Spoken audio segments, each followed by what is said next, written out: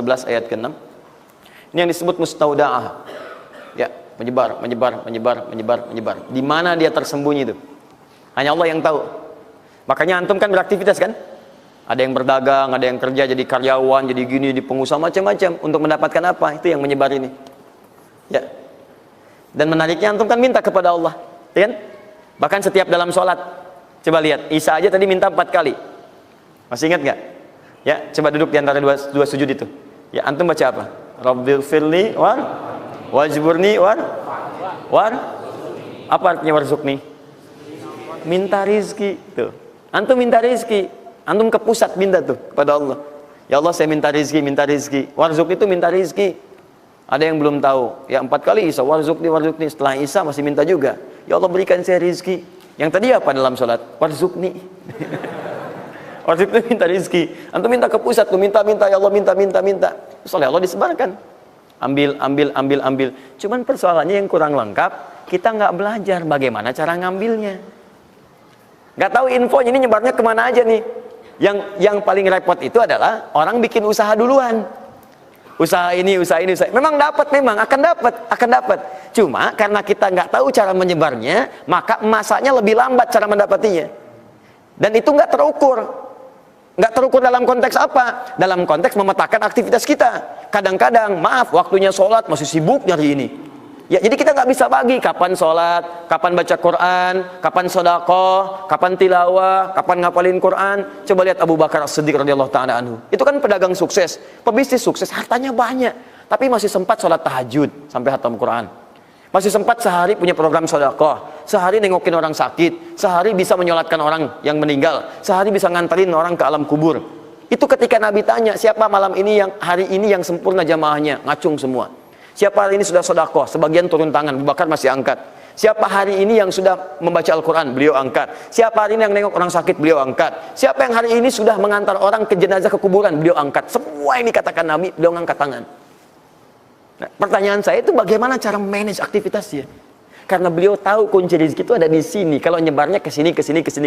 Maka beliau atur aktivitas ibadah saya ini yang ke sini. Yang rezeki ini yang ini. Atur waktunya kapan mendapatkan yang ini, kapan dapat yang lain. Yang paling dahsyat ini nanti yang akan kita bahas. Ada rezeki bahkan yang belum dicari, dia sudah datang min haitsu la yahtasib, dari sisi yang tidak dia ketahui. Ya, nanti kita lihat dan kita buktikan dengan ayat-ayatnya. Satu, jenis pertama, rezeki yang mutlak dicari dengan ikhtiar.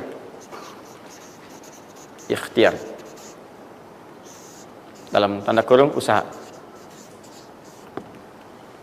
Dalilnya Quran surah 53 ayat 39. Quran surah 53 ayat 39. Ya, malam ini insya Allah saya buka pintu yang pertama adalah pintu ikhtiar. Ya. Ya, jadi antum kalau sudah tahu pintunya, nggak usah dari pintu ke pintu antum mengetok untuk menawarkan nama. Ya. Karena ada yang dari pintu ke pintu, kok coba tawarkan nama gitu. Antum nggak usah gitu. Udah tinggal antum ini kan aja ini. Udah. Satu, ikhtiar lewat usaha. Turunannya. Satu, Quran surah kedua ayat 168. Kalau ingin dipercepat, Quran surah kedua ayat 172. Kalau pengen lebih cepat lagi, Quran surah ke-7, oke dah, ayat 96. Dan sampai sini. Nah, kalau terjadi semacam terlihat ya pelambatan, maka ada teori, jangan dilihat sebagai pelambatan, tapi dilihat sebagai percepatan akumulasi. Ya, akumulasi supaya terkumpul lebih banyak pada saat antum membutuhkannya. Ya, nanti kita lihat dalilnya di Quran surah 46 ayat ke-15. Ya. Ini wajib hafal ya. Tenang aja, pertemuan kita berikutnya kapan? Masih 1 pekan. Gampang. Masya Allah. Orang 3 hari apa 200 ayat Al-Imran. Masa sepekan antum berapa ayat sih ini? Gampang ini. Ayatnya juga pendek-pendek, insya Allah. Ya. Dan jangan dulu dilihat, catat aja dulu. Kalau antum lihat sekarang, antum nanti udah ini duluan. Catat dulu aja. Sudah? Udah ya? Baik, ini udah. Nah, sekarang turunannya, kan ini baru intinya. Turunan amalannya. Ini wajib antum kerjakan. Satu, di turunan amalannya. Quran surah ke-17 ayat 78 sampai 82. Ini wajib antum kerjakan. Demi Allah saya katakan wajib antum kerjakan. Kalau ini antum gak usah hafalkan untuk dites. Ini gak akan dites insyaallah. Tapi antum wajib amalkan saat nanti menunaikan ibadahnya. Baca ayat ini. Ya, dites oleh kita sih enggak. Cuman saat antum kerjakan mesti hafal ini saat ibadahnya. Ya. Karena antum akan baca dalam sholat. Ya. Sama aja dong artinya. Teruskan? Terus. Quran surah ke-73 ayat 1 sampai 20. Tidak akan muncul di ujian. Insyaallah. Sudah? Teruskan? Quran surah ke-15 ayat 9. Dan Quran surah ke-54 ayat ke-17. Satu ayat saja. Mau satu ayat, mau 4 ayat? 4 ya, boleh ya? 4 ayat ya, boleh ya? Ayat 17, ayat 22, ayat 32, ayat 40. 4 ayat. Insya Allah saya bermohon kepada Allah 4 ayat ini bunyinya sama supaya memudahkan hafalan antum.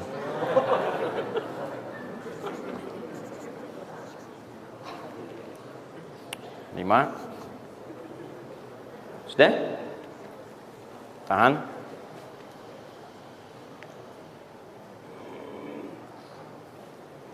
Sudah? 5. Amalkan yang Quran surah ke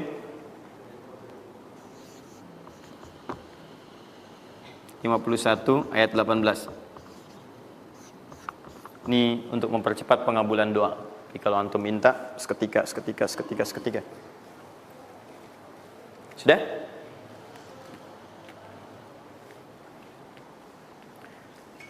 Mau saya kasih bonus gak? Enggak, bonus ini sifatnya spesial. Bahkan ketika antum mengerjakan, rezeki itu bisa datang. Dan saya langsung berikan contohnya. Tapi kalau ini saya tuliskan, wajib hafal. Siap ya? Karena ini tawarannya tinggi, ya. Pilih mana? Enggak saya kasih, antum cari sendiri, atau saya kasih, tapi wajib hafal. Boleh ya? Baik. Dan ini ayat pertama, mana panitia? Lihat ya, ingat baik-baik, ini ayat pertama yang akan menguji. Jadi password kunci pertama untuk masuk pekan depan, ayat yang ini. Quran, surah ketiga Ali Imran, ayat 35 sampai 39.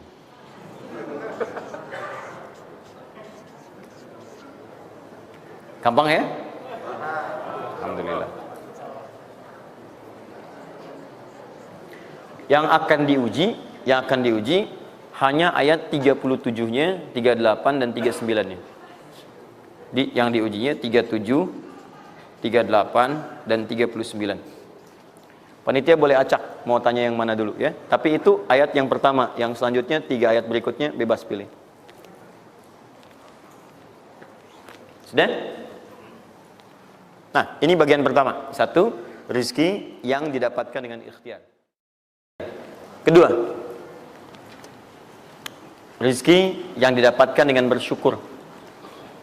2, dengan syukur.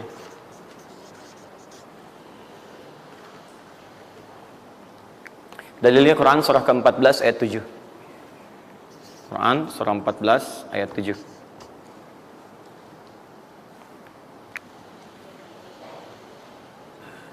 Yang saya kotaki itu yang dihafal ya. Yang saya kotaki itu yang dihafal.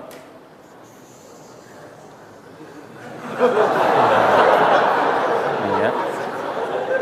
Enggak, ini inti ayatnya. Saya serius, ini inti. Ini harus ada. Ini, karena ini saya sering katakan ketika Anda menghafalkan, itu spirit ayatnya ada dalam jiwa kita. Kalau bisa udah otomatis gitu. Udah otomatis. Jadi begitu antum mengerjakan itu, antum ingat, dan ketika antum berniaga pun antum ingat. Jadi Kalau antum sedang misalnya usaha apa, ada sholat tuh, antum refleks sholat. Karena tahu dengan sholat itu rezeki bertambah, bukan berkurang. Jelas ya? Nah, terus kan? Ini Quran surah 14 ayat 7. Saya naikkan ke atas ya. Turunannya. Quran surah ke-9 ayat 103. Saya urutkan berdasarkan amalan. Dan Quran surah 9 ayat ke-60.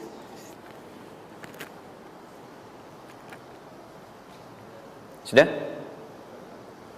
Ingat, bahkan Allah langsung menamai ibadah ini dengan ibadah yang sifatnya bisa menambah rezeki. Cuman kadang orang nggak sadar, taunya diambil. Tapi kalau pengertian secara bahasanya sebetulnya bukan berkurang, nambah malah. Nambah. Cuman orang tuh nggak sadar ketika dia mau ditambah rezekinya, dia malah nggak mau. Karena merasanya diambil, dikurangi. Ya, nanti kita akan lihat. Jangan lu dibuka ayatnya, Pak, ya. Itu saya. Nah, tawaran saya yang kedua nih. Ya, ini kan tadi tawaran pertama. Mau nggak saya kasih bonus lagi? Nah, saya serius. Ketika Anda kerjakan, penambahannya langsung minimal 700 kali lipat nilainya. Mau? Alhamdulillah. Sama, ini 3, ini pun harus 3. Ya. Quran surah kedua ayat 261 sampai 263. Nah, ini saya kotakin.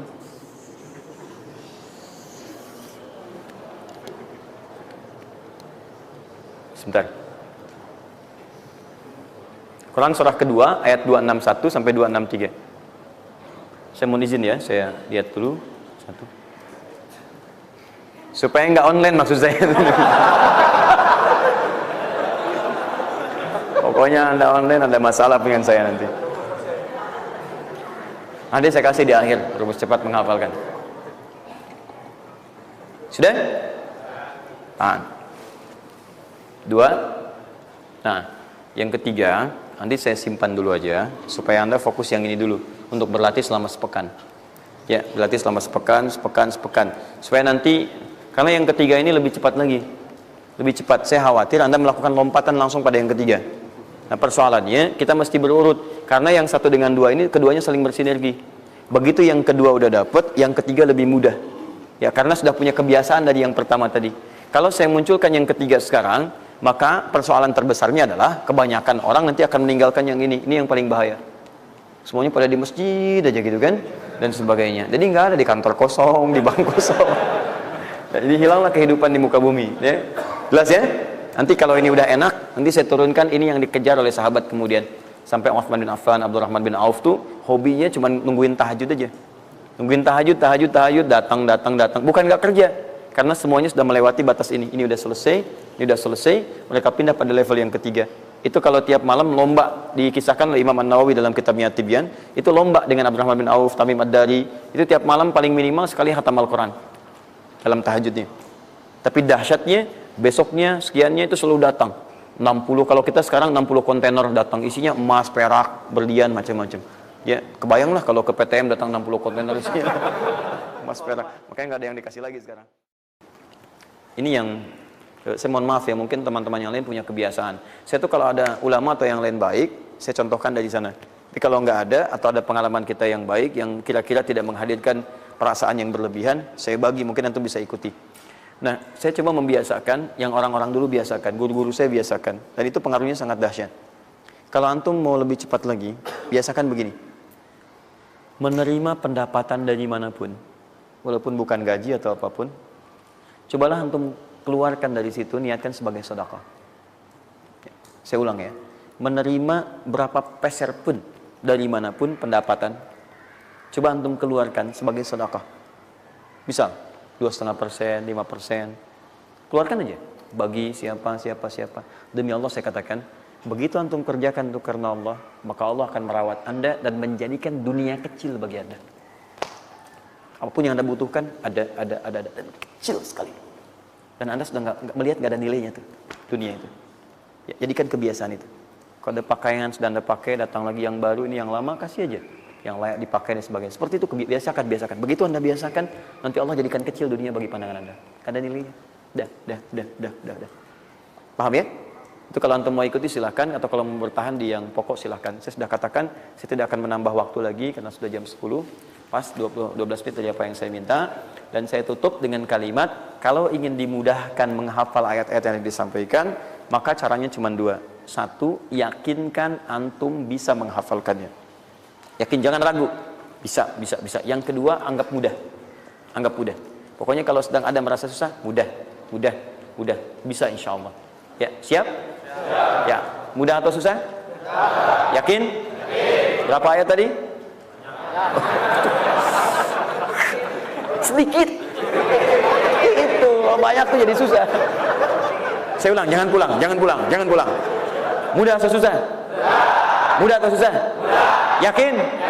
Nah, berapa ayat? Oh, luar biasa. Alhamdulillah.